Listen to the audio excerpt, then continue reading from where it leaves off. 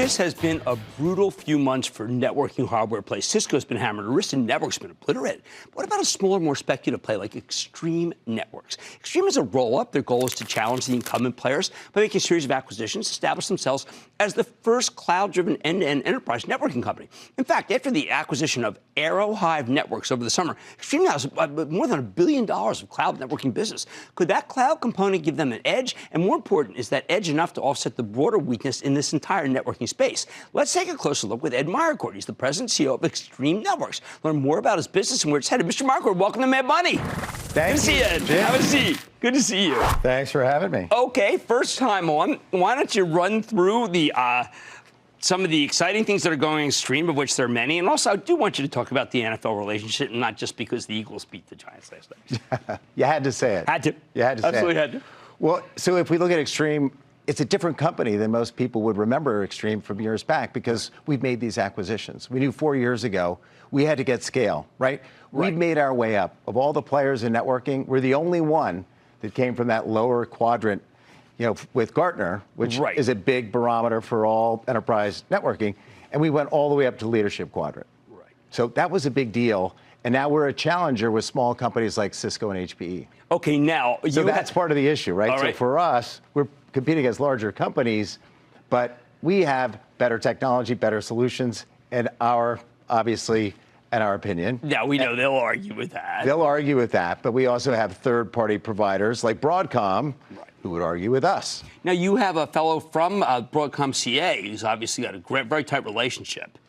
Yes, well, we're tight with Broadcom, and with the CA acquisition, we have the former number 2 finance guy from CA who came aboard at Extreme.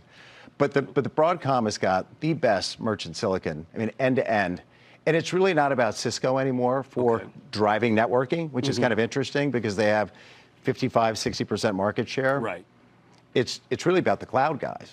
So it's really going to be, AWS and Google and Microsoft. Amazon Web Services, Google. They're the ones that are really driving it. And if you look at Broadcom, it's their merchant silicon that's with these hyperscale cloud providers out there or through Arista to these hyperscalers. And then they're also in the iPhone. So if you look at iPhone 11, for example, they have the chips. So at the end to end, it's Broadcom chipsets and merchant silicon that's programmable. All we do is write software to their silicon. Got it. Now, you are a worldwide company. You talked about Germany, sometimes tepid, Italy, sometimes tepid, but you're everywhere, right? Yeah. I mean, so this is some of it's from Aerohive, this acquisition. Tell us about that, because it really puts you on the map. So what Aerohive does is it brings us to the cloud. We've always been software driven. I just mentioned our R&D is all about writing software. The industry has changed. There's old Cisco, which they were very good in the 90s and the 2000s, really conditioning the market to hire engineers to write code to boxes in a network. Okay? You don't have to do that anymore. Now it's about software. So you have software-driven networking. But they have Meraki, and now which we I know can put you that in the cloud. Contrast yourself with Meraki in your conference They do, but that's wireless and switching at the edge. Right. It doesn't talk to the rest of their portfolio. Okay. They can't go end to end. So that's a problem, and it's a problem for enterprise customers because they can't go end to end. Okay, so we don't see, obviously, consumers don't see Extreme, but they have used Extreme if they go to a stadium in the NFL. So you got it. So 26 of the 32 NFL stadiums, they're using Extreme, either wireless, wired, or analytics. So we're the exclusive provider of wireless for the NFL. Okay, so let's say you weren't there. What would happen if we tweet? What would happen if we try to take pictures? It's all 77,000 of us at the game. Well, obviously, the quality is important, right? It's critical. And the NFL is having a great season. Yep. And it's all about the fan experience there. So they're driving that. So when you're at the stadium, it's important that Wi-Fi is working. We partner with Verizon on that and other carriers as well because you want to have a good networking experience. It's the holiday season. FedEx and UPS, big customers. Really? All your packages getting there on time, it's running through Extreme.